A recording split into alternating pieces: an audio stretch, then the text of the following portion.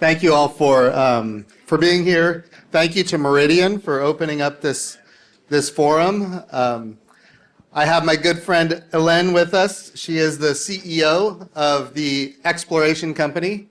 And maybe we'll just start, Hélène, why don't you share a little bit about the Exploration Company, and ultimately you had quite an amazing career in space and how you decided to get involved in it.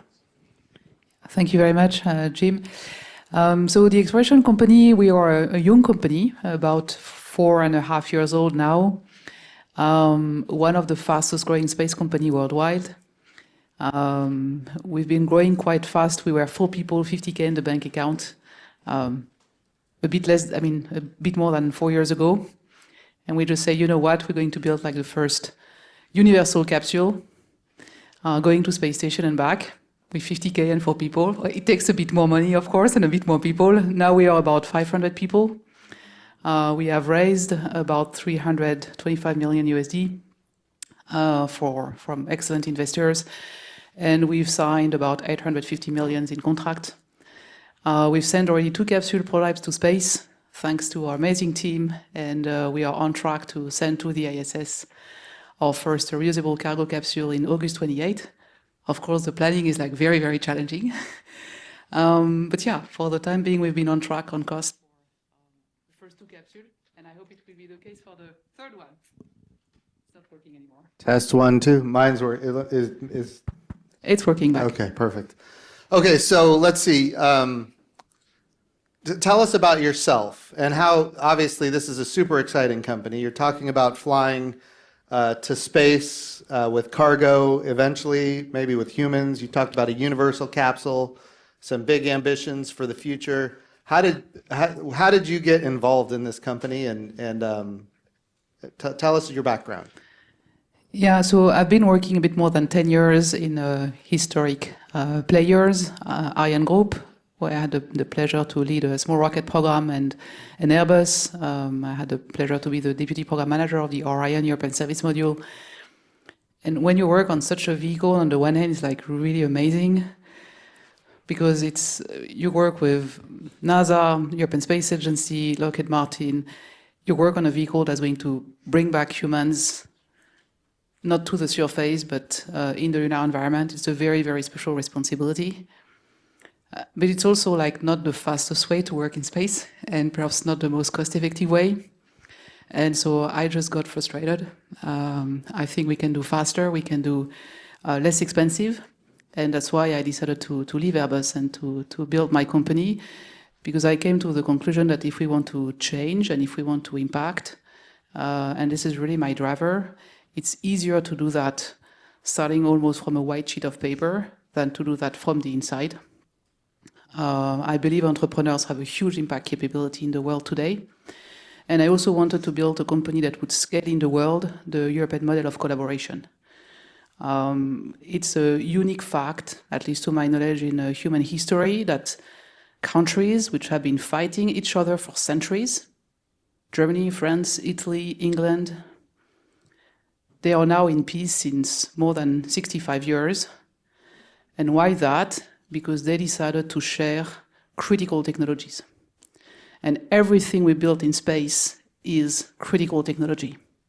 And I want to scale this model worldwide. So that's why I was talking about universal capsule. We are not building a European capsule. We are building this capsule together with the United States. And Europe is going to serve the United States, is going to serve Europe. I hope it can serve other countries in the world. And we are starting, of course, with cargo, but we want to go crew.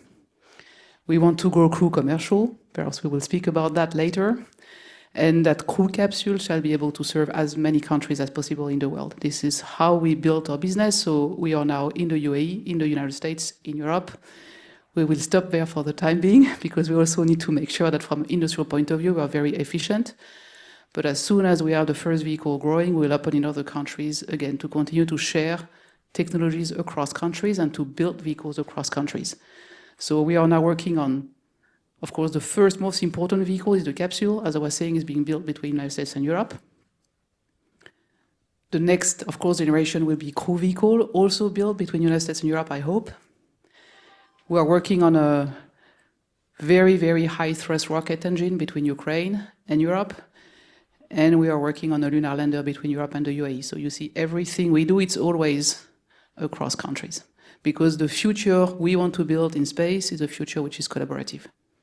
It's amazing. Going back to my days at NASA, obviously NASA has a long history of partnerships to include 15 different countries that operate the International Space Station. I think 20 different countries at this point, maybe more, that have had astronauts on the International Space Station. And when I was at NASA, we had 700 different international agreements for all types of different experiments and things that we were testing and developing and flying and going to Mars and other places throughout the solar system. That's an amazing tool of diplomacy and collaboration that is stunning. But one thing I heard over and over again from a lot of the countries you just mentioned, Hélène, one thing I heard over and over again is, and I heard it from the heads of space agencies from a lot of these countries, when they would come to the NASA headquarters, they would say, we don't like commercial. I heard that so often. And of course, I would ask them why. Why don't you like commercial? Two reasons. Number one, they would say, well, we don't have commercial. Well, of course, they're not going to like commercial if they don't have commercial. So that made a lot of sense to me.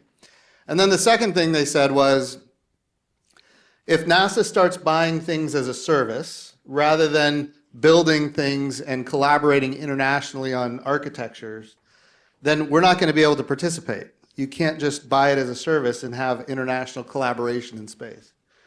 And your company, the exploration company, which you've been magnificent at leading, is changing that paradigm.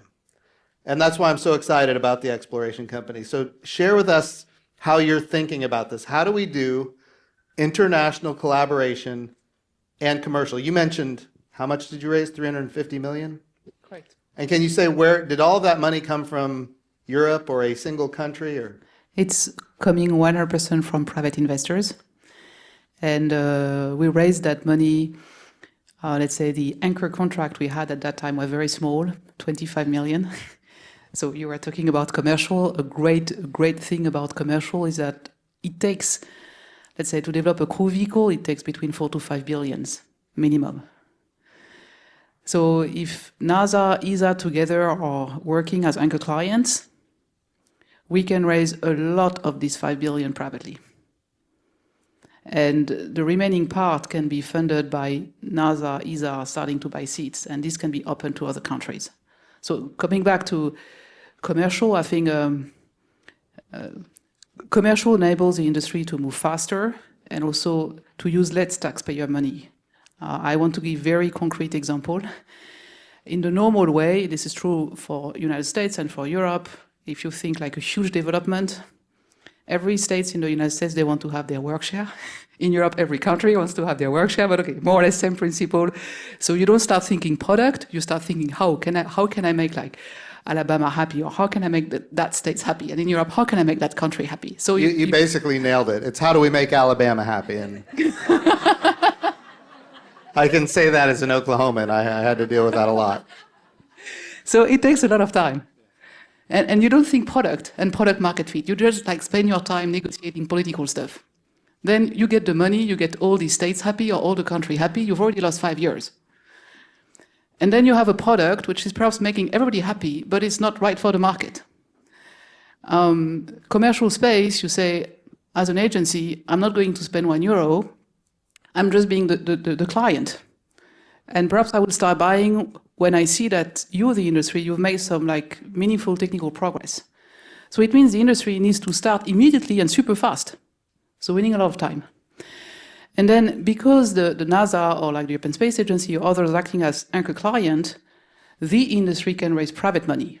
So again, as an example, once we got our 25 million, very, very small contract from the European Space Agency saying, I am starting buying your first mission, I raised 150 million. So you see the leverage effect. We did that with the European Space Agency. Now we are willing to scale that model between US and Europe. Because when you met these head of agencies, you were right. I mean, there was no commercial space in Europe. Now this is different. We have commercial space in Europe. There's been commercial space in the United States in 15 years already.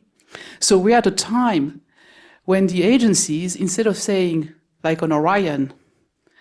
In the US, we do that work share.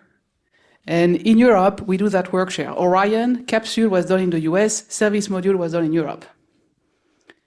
Let's think differently. We sit around the table, we have a market. We have the crew market in the US, which is one of the biggest, well, the biggest in the world. We have the crew market in Europe, which is the second biggest accessible market in the world, if we push aside Russia and China as, let's say, accessible market. We, as agencies, are going to act as anchor client. And we, as agency, are going to tell the industry, would it be in Europe or in the US, start working as fast as you can. We're going to help you, technically speaking. And once you've passed that milestone, we will start buying seats to you. And that would be a new way of basically doing commercial space, not only from the US, not only from Europe, but together. And I believe it will be a much more efficient way of continuing this collaboration, scaling across nations, a model that has been amazingly successful in the US, and that is now amazingly successful also in Europe. Yeah, so when we think about how we do, you were right, the Orion crew capsule and the European service module, you build your piece, we'll build our piece, and then we'll bring them together and we'll launch it. That model, what you're talking about, kind of flips it around, and it says, we're not going to do government to government kind of architecting and then distributing the different components. You're saying our government and your government can work together to create choose what it is we want to do, whatever it is, and then they can work together to create the program to achieve that together. They can work together to create the specifications of the service. Right. They can work together to open a competition. Yep. And then the winners will be the one basically proving that they can provide the service at the best cost and for the right requirement of the service. So it's a complete different way, basically, of working. And you would have investment, quite frankly, from the United States and from Europe and maybe from other places around the world as well. We will start privately funded. That's Privately also the funded. beauty of the service contract. But those private funders could be from anywhere. No? We cannot accept, let's say, given the geopolitical context, it's difficult to accept Chinese investors, for example. Oh, sure. Yeah. No, I understand that. But yeah, no problem to have investors from other parts of the world. Okay, got it. Okay, so the International Space Station, for example, different pieces of it built by different countries, and then they all get launched and they get assembled in space. But now countries can say, we're going to collaborate ahead of time, come up with what the solution set is, and then together we can compete for industry that could be on either side of the Atlantic Ocean, if you will. Absolutely. To be like very concrete, it would be an agreement between NASA and the European Space Agency, open to other space agencies. So, like, let's say others as well, yeah. UAE could join if they want, others could join if they want. Saying, we as agencies, we fly every year X astronauts. We already have like SpaceX, who is already providing amazing services, but we want to have more industries providing crew services. So provided the new players can demonstrate that they can meet a certain technical milestone, let's say safety review 1, for example, we will start buying seats from these new providers. So it's a soft commitment that provided people in industry commit to, let's say, and prove that they can meet certain milestone, then the European Space Agency and the NASA start buying seats. So it's very different from saying, okay, that's the vehicle I want. This is this work share here, this is this work share here. You were at the Ignition event yesterday that NASA put together. Anything from that you see that affects the exploration company or how you think differently today than you did yesterday? I think it was very quite impressive, and I was amazed actually by the energy that I could feel in the room, also by the clarity in terms of priority, clarity to go to the moon very, very fast, clarity with the gateway, which is unposed, and clarity also with the fact that it's extremely difficult to build, of course, a commercial space station, and if we have limited resources, which is the case right now in the United States, where the top one priority is the moon, we need to prolongate the International Space Station. And we need to think to give more time, basically, to the commercial destinations to make it happen. For us, the exploration company, in general, it was very good news. I know it was not good news for everybody, so I want to be careful here, but for us, it was very good news. Because it was clearly said also that there is a lack of, there is a need for more transportation capacity to the ISS, and after the ISS, the commercial destinations, and we want to provide this commercial transportation capacity to ISS and to the commercial destinations. Given the fact that there will be very limited money for low Earth orbit, we have to come up with new models, which is what we've been advocating, actually. So for us, it's even like an impulse or an ignition to accelerate the fundraising and accelerate our activities in the US for building, in prolongation of the cargo vehicle that we're already building, but the crew capacity that can serve the American market. So that's basically good news for us. Let me ask, if there's less money, you think there's going to be more transportation to and from the ISS? How does that work? Yeah, that's also why commercial is interesting. There is more demand. This is very clear. Like, we look at the number of crew missions that have flown in the past 5 years, there's been an increase of 80%. So there is less money in the United States for LEO. There is more demand in the world for countries to fly their astronauts. That's a fact. I mean, we've seen Australia has now its astronaut cohort. India is building its own crew capability. The UAE, they've flown twice. Saudi has flown. Poland, Czech Republic. New countries are basically flying astronauts more and more because space is understood as the new frontier, and countries, they want to inspire their generation, they want to build technologies, and an astronaut is a way for the country to basically say, this is who I am, this is who I want to be in the future, and this is how I'm inspiring my generation of new leaders, and also like open the door for scientific careers to young people. So there is more demand. There is not more money to build new crew vehicle. So we have to come with new models. If I draw a parallel with the past, after the shuttle accident, NASA budget was significantly reduced. At the same time, Mark Griffin was asked to build new capabilities. And this is how the service contract came, with Mark Griffin, with Bill Gerstenmaier and Kathy Lueders. They had to do more with less. We are exactly in this situation right now in the low Earth orbit. We must do more, because US and Europe, and other countries, it's very clear also for the US strategy, we must maintain a presence in low Earth orbit. We must maintain leadership in low Earth orbit, but with less money. So how to do that? And this is where this commercial public-private partnership is so interesting. And this is where also international collaboration is very interesting. If more countries want to fly, right? If companies like the exploration company are willing to take risk, to invest their own money to build the next generation of crew vehicle, demand is there, private money is there, like industry is there. The only thing which is, so to say, missing, and that NASA and other agencies, but like NASA is the only one, apart from Russia and China, who has like really flown for very long astronauts, is technical support. So that's why there is an amazing opportunity right now to have technical support from NASA to companies like exploration company, like others, it shall be a competition, who want to take the risk to build new crew vehicle across nations. Every agency can participate, saying, the time that company has met that milestone, we will start buying seats. It can be Europe, it can be UAE, it can be Australia, it can be Czech Republic. They can participate. And then the financing of this new type of vehicle is made easier through service contract and through the seat being paid by all the countries which want to fly their astronauts. That's the new model that shall come in the next years, while preserving the small budget in LEO for the commercial space station that must be built as fast as possible, and for the maintenance of the ISS.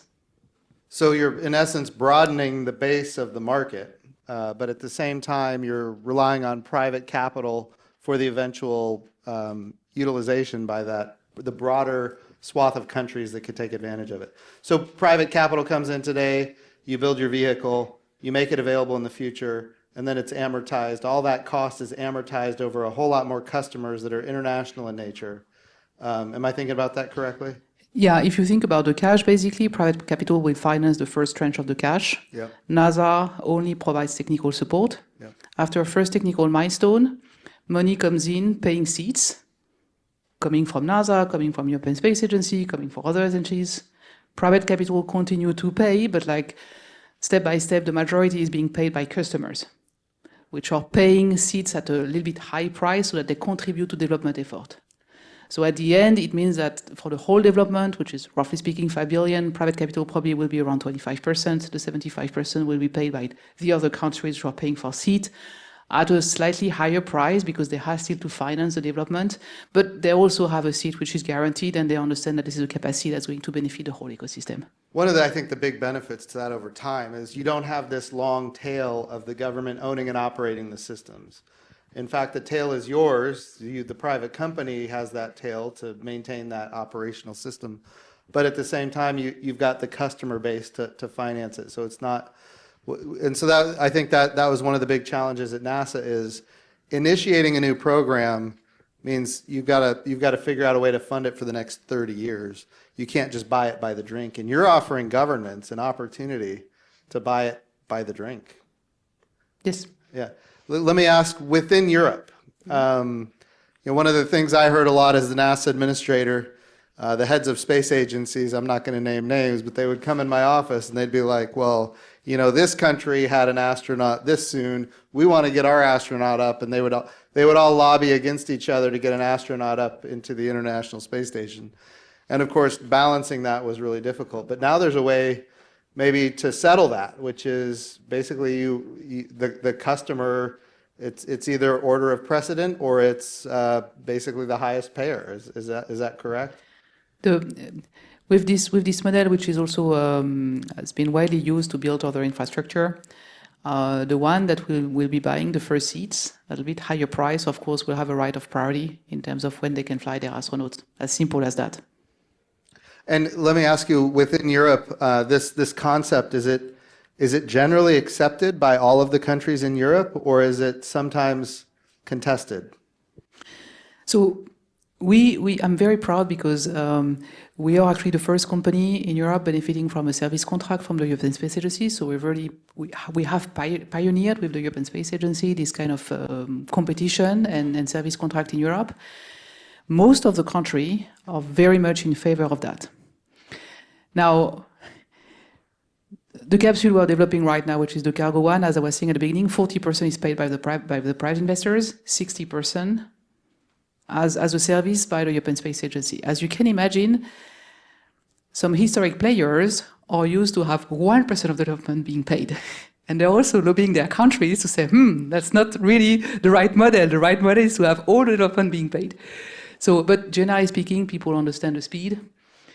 People understand the freedom that we have also to take risk in our design.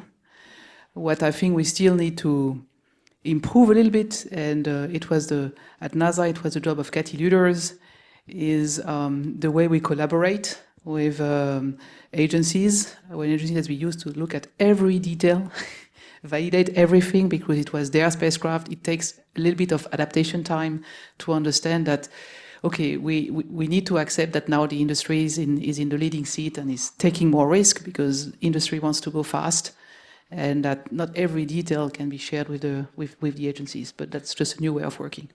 And within Europe, you can have an ESA astronaut, or you could also have an astronaut from, say, Italy. Absolutely. Well, they are astronauts from the different nations and ESA astronauts, so they are all. So they're all customers. One of the challenges we have on the International Space Station is ESA is kind of, in many ways, making the decision, and in sometimes the countries don't like the decision that ESA made.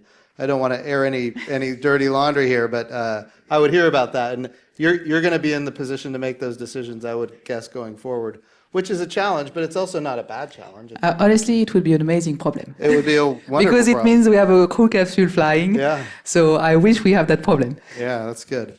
Okay, so we've only got a few more seconds.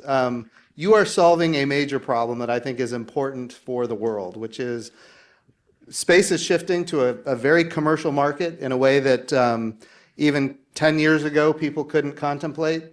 And now it's moving very rapidly towards a more commercial world. And you're saying, you can solve a problem that historically Europe might not have been ready for, but now they are.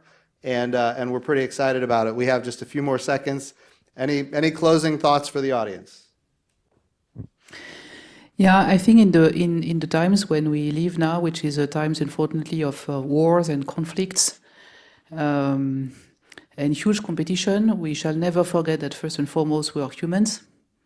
And I wish that this commercial new era across country can help us to continue to build space in a collaborative manner. Awesome. Thank you to Meridian for hosting this, and thank you, Hélène, for joining us, and congratulations to the Space Exploration Company for an amazing future. Thank you, guys.